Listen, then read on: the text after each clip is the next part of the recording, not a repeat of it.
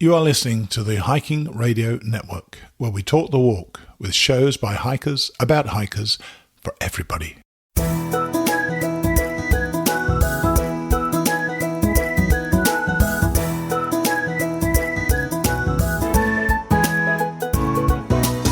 Mighty Blue on the Appalachian Trail, the ultimate midlife crisis. Join Steve and his guests every week as he staggers from Georgia to Maine.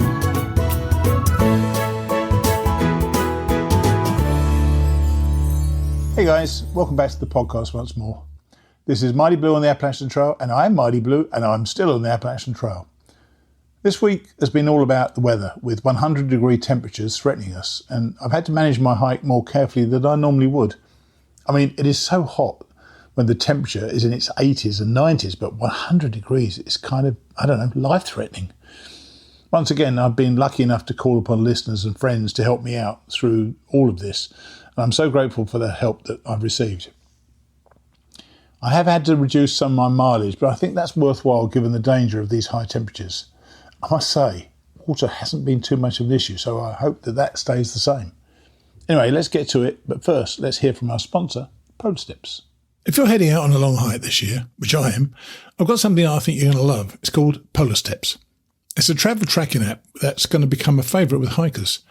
You set your start date, let it run quietly in the background, and it maps your entire journey automatically, all on your own beautiful spinning 3D globe. And don't worry, the tracking feature uses about 4% of your battery on a single charge, so it's not going to kill your phone when you're out there. You can add photos and short journal entries as you go, so your map shows you where you were, and your words remind you of what that day actually felt like.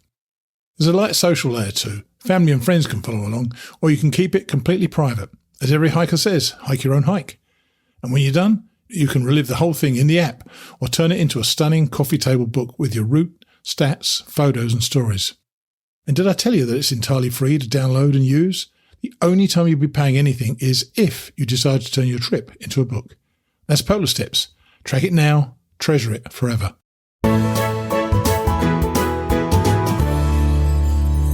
Day 77, which was last Sunday. Clarks Valley Road, which is at PA 325, and mile 1168.5, back to the Doyle Hotel, mile 1150.2, an 18.3 mile Sobo slack pack. Now, if you remember last week, I said I wanted to average around 80 miles a week. Actually, it's slightly less than that. It's about 78, 79 miles a week. This week, from that Monday to this Sunday, I did a total of 100.5 miles. So I now have a 20.5 mile credit on the week. And I'm going to keep a track of that all the time, especially with the credit rolling forward with the weather that's coming up soon. My friend Maria has suggested slack packing back to Duncannon by taking me 18 trail miles ahead. Obviously, I jumped at the chance and prepared my day pack to make it happen. I didn't want to miss the chance of another good breakfast at Goodies, so I asked if Maria could pick me up there at 8 o'clock in the morning. I had another excellent blowout. I've got to tell you, I cannot recommend that place more highly. And Maria was ready and waiting at 8 o'clock. It seemed like a terribly long drive, and with the rising heat, I was a little bit concerned about how the day might go as we were driving down Clarks Valley Road. And suddenly I looked ahead and I saw on the road what looked to be a big bird in the middle. I warned Maria to slow down, and it turned out to be a fawn wandering aimlessly right down the middle of the road. When it saw us, it scampered off into the woods. We'd already seen a dead deer by the side of the road, and this was just another reminder of how nature and humans intersect, often with bad consequences for nature. I knew that this was my first day on what I had always in the past referred to as the rocks of Pennsylvania, and the temperatures were starting to climb, so I knew that water would be at premium. I already had about 1.5 litres of water, but just 200 yards into the hike, I came to a water source. I went down to retrieve some more, drinking what I already had, then refilling from the source. I'm really glad that I did. There was quite an extensive climb at the beginning, but with my light pack, it was a bit of a breeze. There were hardly any rocks, and I got up there pretty fast. You know, I perceived these miles to be incredibly difficult. There still are some difficulties there, and we've gone over a lot of rocks. But my memory of this hike is so different to the actuality. I mean, I'm sure it's changed over the years, but man, I I have in my mind what Pennsylvania and this particular section was like. I remember thinking, straight out of Duncannon, you get the rocks. And frankly, you do, because I was going southbound, I was going to get the rocks at the end of my day. But really, it's so different from what I remembered. And the rest of the day was spent waiting for the rocks to really kick in. And I ran into fellow hikers I'd been around for the last few days.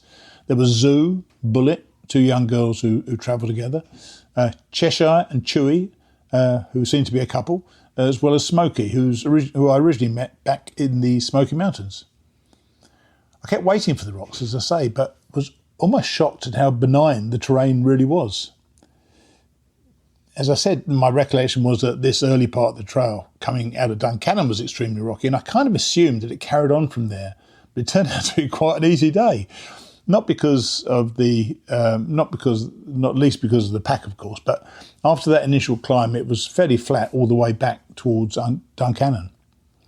Of course, I still knew that the rocks would be there when I got closer to Duncannon, but frankly, I had a blast on this day. When I reached the rockiest section, I was quite happy to cope with it, because I'd already gone about 14 miles on my legs. Even when I got there, it wasn't as bad as I remembered. That said, this is where fall number 3 happened. I was going along quite nicely, trying not to trust any of the rocks, yet I put my foot on a downward facing rock and slipped and landed on my backside. I was fine, but I did what I always do, checked I wasn't dead, checked I wasn't badly injured, and then I shouted out, "Number 3." And once I passed the rocks and started heading down, it was an easy, unrocky path. Happy days as far as I'm concerned. Eventually I emerged from the woods and crossed the railway line before navigating my way to the bridge across the Susquehanna River and finally into Duncannon. I decided to stay at the Assembly of God Church Hall, which is in the basement of what looks like someone's home actually, but it's probably something associated with the church. But I needed to complete my miles by getting back to the Doyle Hotel. Maria had already told me that she would pick me up from wherever I wanted to be picked up, so I texted her and asked her if she could pick me up at the Doyle after I'd had a beer and some dinner. So I sat there at the bar over a couple of beers and some Ukrainian borscht. Yep, I was kind of surprised to see that on the menu as well, but apparently the chef is a Ukrainian, and I've got to tell you, try it out, it's really good. Maria picked me up and took me back to the church, where I set up my tent at the back of the church to dry off. I'd put it away wet and I hadn't had the chance to dry it out at all. So when I took it out, it was absolutely drenched and smelled quite a bit actually. But once I set it all up, it was remarkably completely dry in about 20 minutes. I had been told that Duncannon offered a fantastic ice cream shop just around the corner from the Assembly of God Church. So I wandered down there and ordered a large bowl of ice cream. Everything when you're hiking these days, because you're just burning so many calories, you can have large everything. So I don't waste that opportunity.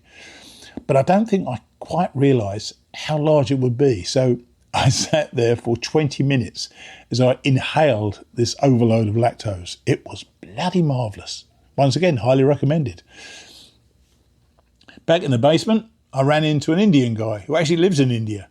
He wanted to do this trail forever and had done part of it back in 2019 and came back in 2020 in time to complete his through hike.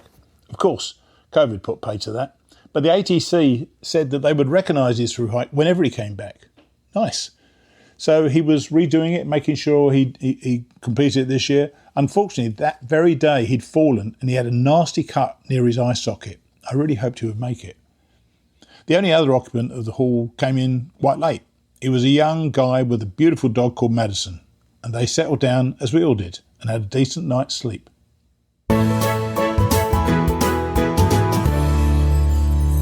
Day 78, which was Monday, Clarks Valley Road, PA 325, mile 1168.5, to a stealth site, mile 1184.3, a 15.8 mile day, which means I've got 15.8 miles so far this week.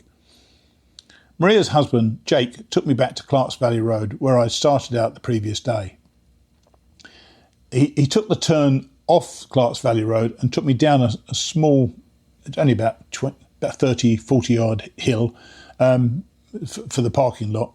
And when he left, I had to go back to the top because that's where Maria had dropped me off before. And I do like to complete the mileage. So I went back up to the road, tapped the road, and came back down again. I don't know why I do that. I don't need to do it, but, it's funny. I don't know why I do it.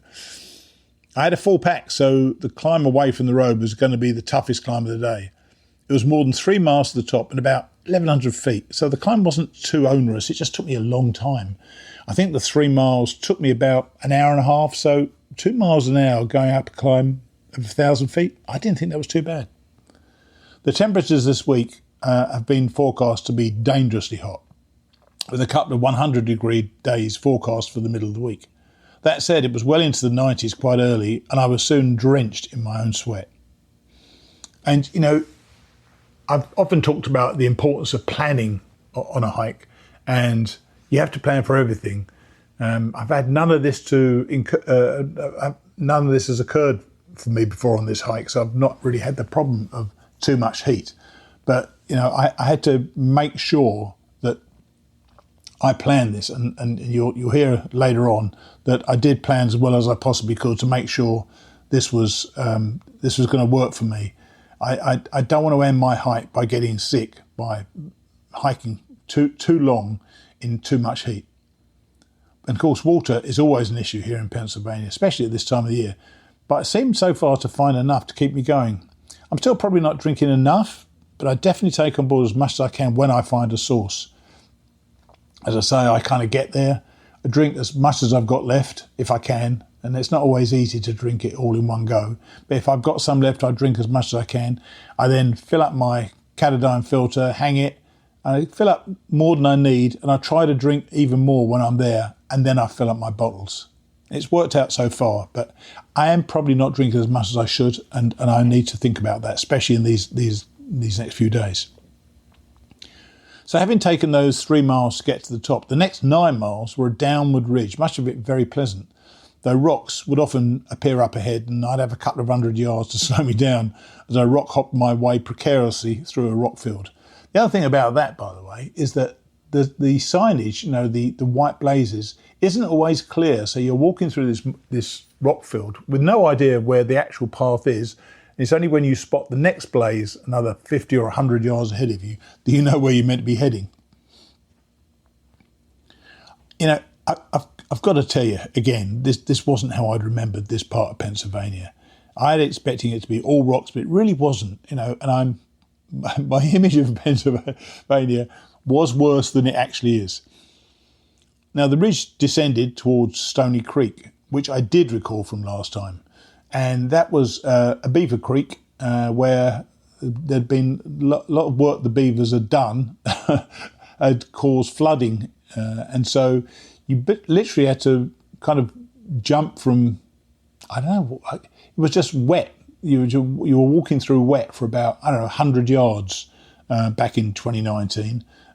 But this time when I got there, the creek was pretty much dry and fairly innocuous. Getting across it was a complete breeze.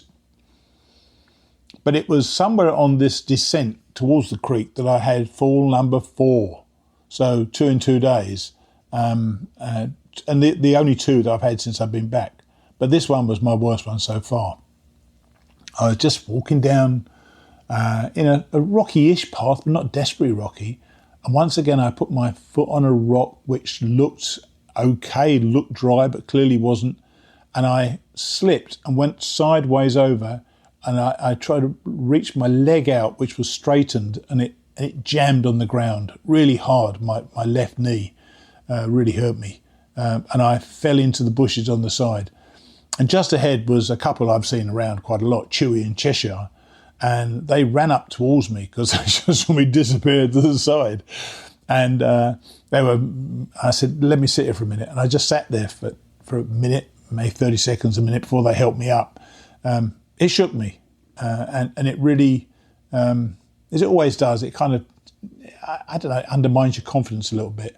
But they were very kind, and they said, "You okay?" Yeah, I'm fine, I'm okay, and I just carried on. I was aware that Swatara Gap was coming up, and that there was a fairly new hostel that I would have loved to have reached, but I suddenly felt that I needed to stop. I came to a place in the woods by a stream, about 1.5 miles short of Swatara Gap, that looked passable as a tent site. Also there were Bullet and Zoo, the two young women I'd been running into for several days, as well as a young guy I hadn't met before. I set up my tent and asked Zoo if she would record with me. She and her mother were fans of the podcast and she agreed. We actually recorded the following morning before we left camp, but I'm going to play it after this. It had been a very tiring day. And as I say, I think my confidence was knocked a little bit. You know, I've fallen twice in 2 days now, and I know there were still rocks to come. And if we get some rain, actually, which I quite like, but it's going to make it even more dangerous, I suppose. But I wasn't really in the mood for much conversation, so I got into my tent early, and I fell asleep pretty early as well.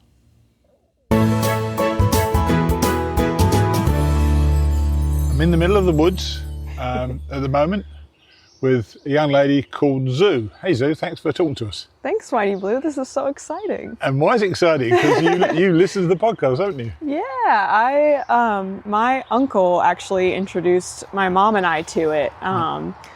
We were talking about what I was going to do next when I got laid off in July. And I mentioned that I wanted to do the Appalachian Trail, and he said, "Have you heard of Mighty Blue?" And I had not. So I started listening to it, and then I knew that my parents were a little bit nervous about me being in the woods alone, understandably. Standing here with an old guy. Yeah, right. Yeah, next to a road, but also in the woods. Yeah. And so I suggested that my mom listen to this podcast, and she ended up really enjoying it. And I think it introduced her to the community on the AT and how people take care of each other out here, and how safe it actually is. So have you found it safe? Yeah, I think so. I was hiking alone for a little bit, just kind of like not really with a tramily or with a hiking partner. And that definitely was a little uneasy at times. Sorry, Mom, I did camp alone once or twice. Oh, you shouldn't have told her. She didn't mean that, Mum. Yeah.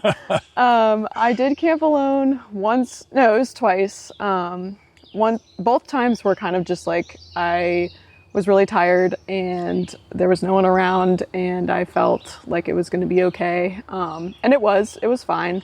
But yeah, it's worth pointing out, nobody died. It was okay. Yeah. No. And I'm really lucky now. I have a really great hiking partner, Bullet. She and I, we kind of have a similar mileage goal, and we end up staying at the same place every night together. And it's just nice to know that somebody else is there. And usually there is, even if she and I weren't doing this, there usually is somebody around. There normally is. You can always find someone here. So what brought you here in the first place? Why did you want to do it? Yeah. Have you been an outdoorsy sort of girl in the past? Yeah, I've always really enjoyed hiking. When I was growing up, we did a lot of family trips that involved hiking or going to some kind of park or monument. Sure. But when I was around 12 years old, I think it was, I don't know exactly how old I was, but I read the book Wild by Cheryl Strayed. And I know that's the PCT. Yeah, but you got the wrong trail.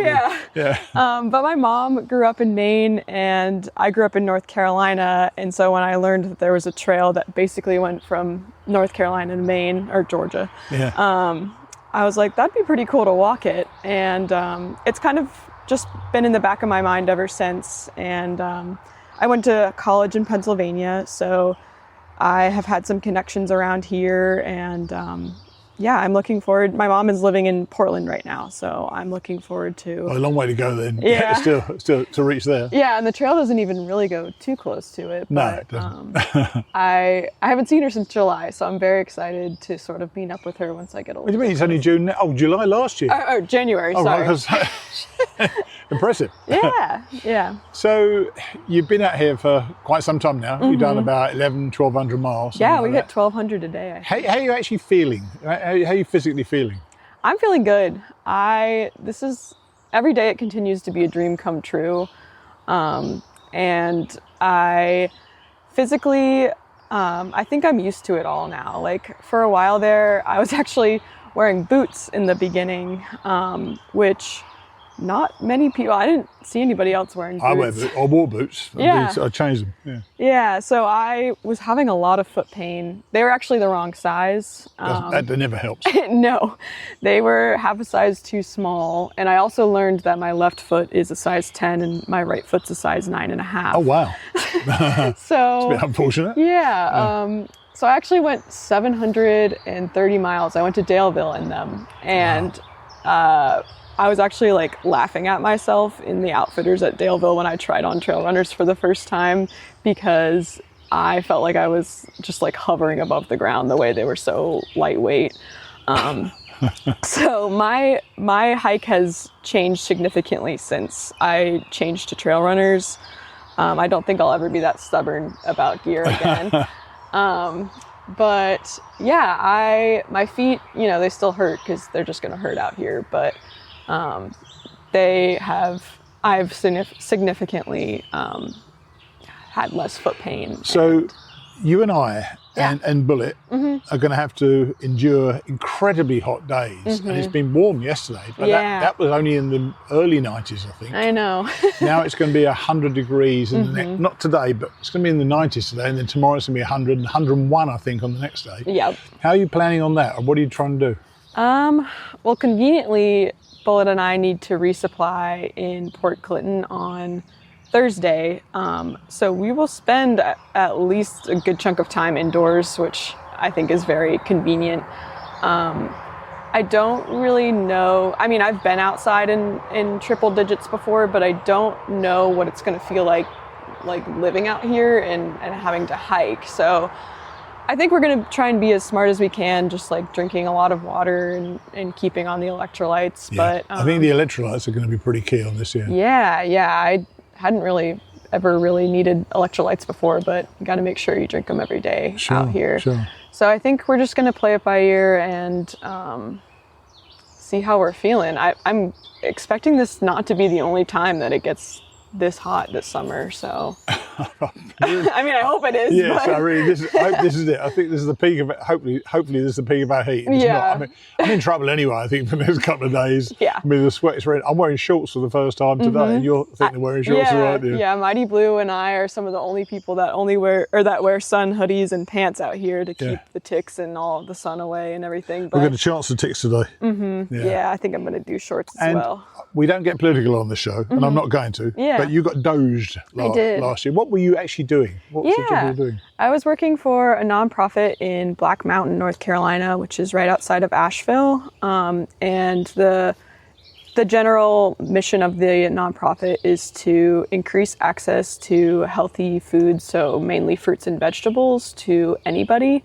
And I was working on a federal pilot program underneath that nonprofit, the Healthy Opportunities Pilot, which worked to address the social determinants of health, so housing, transportation, food, and interpersonal violence. So a bunch of nonprofits sort of fell under one of those categories, Sure. and the one I worked for obviously fell under the food category, and it used Medicaid dollars to basically reimburse those nonprofits to provide services to Medicaid recipients in order to bring down the cost of healthcare later down the line. So That's right. So it's kind of, when you tell me about it, it's doing the sensible thing now to avoid financial catastrophe later for virtually everally who gets those dollars. And all I'm going to say is,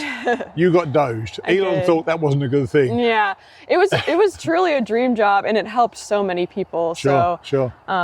It's possible that maybe down the line something like it could come back.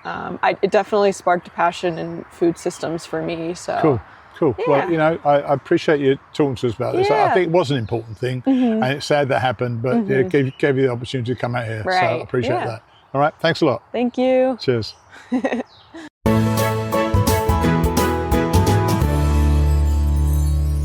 Day 79, which was Tuesday.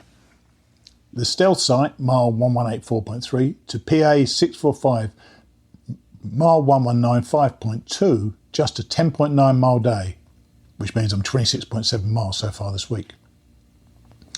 On this morning, after I'd recorded Zoo, I was having breakfast and thinking about the record temperatures that were heading our way. I've got to tell you, it was starting to look pretty alarming. Now, I don't know if I've already told you this, but several of my listeners have reached out to me to say that they'd like to help out when I was in their area. One of them was Tracy Davis Whitmire, or Zoom Zoom. Tracy's a shuttle driver and trail angel, and offered to help whenever I got to her area. We'd already messaged each other as she saw me approach the area. So that morning, I reached out and asked if she'd be able to slack pack me on the next few days, and I asked her if she could help and come up with a plan. She told me that she could pick me up later that day at PA 6:45, which meant a day of nearly 11 miles. I'd already looked on booking.com for somewhere reasonably priced to stay and found a deal at the Microtel in Hamburg, just a short distance from Port Clinton. Then the next day she would pick me up at the Microtel and take me back to PA 645, with my smaller pack of course, and I'd walk another 11 miles where she'd meet me again. We'd repeat the process the following morning, and I'd end up walking about another 14 or 15 into Port Clinton with that crazy downhill. So Tracy let me know that she'd be able to do all this, and I set off heading for PA 645. Had a bit of an uphill to start with, but came out Swatara Gap and walked the 100 yards to the hostel, which was called Stay at Swatara. I like the setup straight away because there's never been anything there for hikers to stop, so it's a perfect place for a hostel. And I went into the resupply hut and bought some stuff. While I was there, I met the owner, Eric, and he agreed to let me interview him. I'll play that after this. There's something, and I know I've talked about managing your hike before, but there's something about making plans and plans working out the way you want them to that really almost solidifies your confidence in your hike. And I felt that I had a really good plan in place, and that the weather, while it was going to be painful for me and everybody else out here, I'm sure, I felt that I'd handled it well enough to be able to make sure I'd be able to get through it well enough to carry on hiking. Leaving the hostel behind, I had my only real climb of the day, which was 1,000 feet over 2 miles. With the heat increasing, I was starting to struggle, and I had dark thoughts about the rest of the day. And when I start to struggle and start thinking, I'm struggling, it almost multiplies, and kind of the struggle goes on top of further struggle. And I wasn't really enjoying the day that much. But once again, I got to the top, and the rocks weren't as bad as I remembered again. In fact, I think my view of Pennsylvania has changed quite dramatically since I've been on what I thought were the rocks. And much of these hikes have included gentle elevation, gains and losses, with plenty of clear path to walk on. I found sufficient water to keep me hydrated and got to PA 645 by 20 past 2 in the afternoon, which was early, as Tracy and I were meant to meet at 3 p.m. And wouldn't you know it, there was trail magic at the road. Happy freaking days. Tracy and her brother Quad turned up soon after, and we drove to the Microtel. My plan had started, and all was good with the world. To make things even better, and this is another reason I definitely recommend this Microtel, there is a terrific pub called Pappy Teas attached to the Microtel. And if I give you an idea, I can walk out of my room and be in the pub within 20 seconds because it's literally 50 feet from the door to my room. So I went in there last night and I devoured a burger and a couple of beers that evening.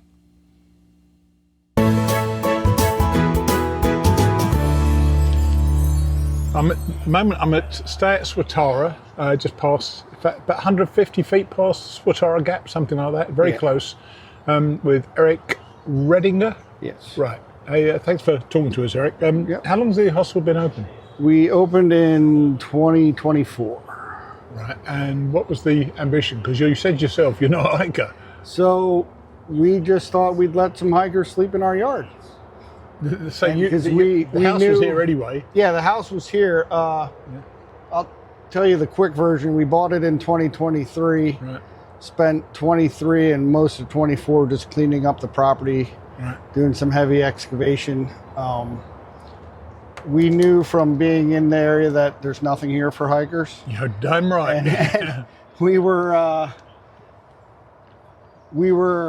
actually bought the property to do an Airbnb. And then we decided that it was more conducive to do it for hikers, just being so close to the trail and knowing that there's nothing here for them. Yeah. And we had no idea how popular it would become. I'm sure it's become very popular. And do you know what I love about it most of all? You say at the entrance, it says, not open to the general public, for hikers only. Yeah, so we have a state park across the street, and I get people coming over for drinks and stuff, and I just don't want to mix the clientele. Like, the way we operate as a hostel wouldn't fly in the general public. So how did you work out what hikers needed? Well, it must have been, was it trial and error? You didn't know what they needed, or did you ask other hostelers? If you buy something that you think they like and it doesn't sell, you obviously know hikers don't like not to buy that again, But I ask a lot of questions. I take a lot of notes, listen to what hikers want, and it's pretty easy to figure out. Because your resupply store is exactly what hikers want right now. You haven't got any freeze-dried meals in there, have you? I do, but I think I'm sold out. Oh, right, okay. They are at my house, and I'm going to get them today. Okay, that's fair enough then. So what's the... how do you work this out then? What do you supply, provide for people? Is it tenting? Is it private room? Right now we provide tenting in our yard, and then we have cots. I call it the Hilton of Swatara. Cots in a tent with indoor-outdoor carpeting. Each cot has an electric drop you can charge there. Sure. And then there's a big fan that helps drown out the road noise. Oh, really? And because it is quite close to the road. But so, frankly, I slept right next to the road yesterday. I didn't hear anything. So it's one of the downfalls, and I hear it all the time, is the road traffic. But obviously, I can't change that. That's right. Yeah. So how many people can you have at any one time? I like to keep it at 10 to 12. Right. Just because I have one bathroom facility and a porta potty. All right. So. Yeah. More than that, there's lines, and I try to prevent lines. And there's showers and things like that? There's one shower, yeah. Okay. So is there a plan to expand, or is this as far as you're going to go? Because it looks great, and it's a nice old house anyway. So you got laundry. You got laundry as well, which is in the shower room. Okay. Yes, we currently half of the cabin is remodeled. We have 5 semi-private bunks for individuals, and our goal is to have 10 individual bunks, and then a full kitchen and like a general area. Right. And so we're going to probably offer that, and then get rid of the big tent, and then still allow people to camp in the yard. And so this is your first full year, I suppose, isn't it? No. It was a full year last year, was it? 24 was our first full year. Oh, yeah, okay. I thought you were putting it together through 24. 24 was, we learned a lot. Yeah. The shed that is... What did you learn not to do? Well, the shed was not meant to be a store. Right. We bought it to put bunks in it, and then the first through hikers that came through asked where the food was. Yeah. And then it changed, and we were off to the races getting food. That's what it's all about. So you've experienced this now then for 2 seasons. Yeah. What's the experience been like with hikers? I've had a blast. Yeah. I love doing it. I'm a people person. 98% are wonderful people. You have some that you have to babysit a little bit, but other than that... what does babysit mean in your language? Unfortunate mental health situations and people under influence. Sure. People smoking marijuana, which is illegal in Pennsylvania. Oh, right. So you have to babysit them. You might want to tell 1 or 2 other hikers that as well, because... What's that? You might want to tell 1 or 2 other hikers it's illegal in Pennsylvania. Yeah, I mean, it's like concealed carry. If you have it on it, I don't really care, but I don't really want to see or smell it. Of course, yeah. Well, that's tough not to smell it, I tell you, on the trail. Yeah, and my children are here too. So. Oh, okay. How do they interact with the Oh, they're a hoot. They love them. They always ask trail names and ask stories. And that's cool. My son is, I call him the bank manager because he's really good with numbers. All right. So yeah, they're great. So how do people, I was looking on Far Out, you want people to book through the website, is that right? Yeah. Is that a requirement every time? I would prefer it that way. And now we actually have Wi-Fi. So if you can't do it, I can do it when you get here. But it's just a way to reserve your spot because we have limited. Sure. I like to keep it at that 10, 12 spot. Yeah. Okay. Well, so tell us then what the website name. It's stayatswatara.com. Stayatswatara.com. Yep. And at the top of the homepage, it says book now. Okay. Cool. And, yeah, I saw it yesterday. Actually, just wanted you to tell people. Yeah, it helps me tremendously because I have to pay taxes. We're a legitimate business, cool, and I go to one source to print my report. That's right, and to send it in. So. Well, I wish you the best. It's a great little spot. I tell you, I remember coming through here thinking there's nothing here for people. So good on you for doing it. And we do have 2 springs on the property, pipe springs. Nice. And if you just need a break, you can stop in just for a break. You don't have to buy anything. Cool. I let you use the bathroom and recharge your electronics. No one is going to go into the store without buying anything. I know. Gatorade is the winner. Gatorade and ice cream. Yeah. Top sellers. Well, thanks for talking to us. Appreciate it. You bet. Thank you.